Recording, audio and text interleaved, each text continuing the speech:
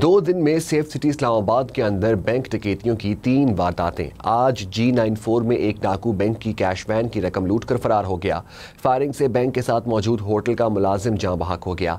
Guard समेत 3 अफराद जख्मी हुए। मोहम्मद ज़रीफ से जानते हैं।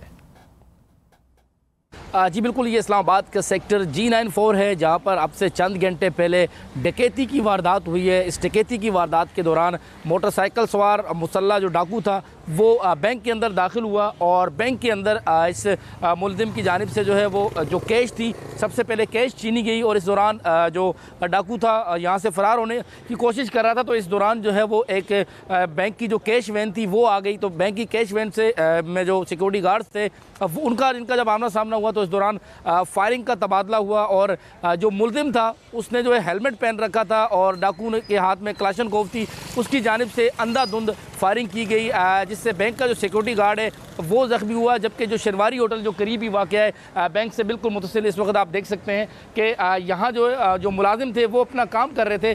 तो जो शेरवारी होटल के जो 3 मुलाजिम थे वो इस वक़ूए के दौरान ज़ख्मी हुए, जिनमें से एक जो है वो इस वक्त जान की बाजी हार चुका है अब तक की इतलात के मुताबिक। जबकि एक और जो ज़ख्मी है उसकी हालत भी इंतहाई तशवीशनाक बताई जा रही है।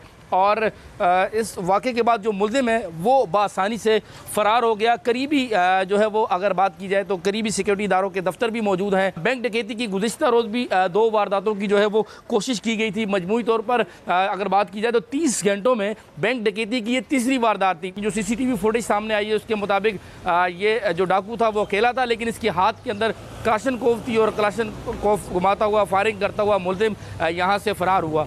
जी।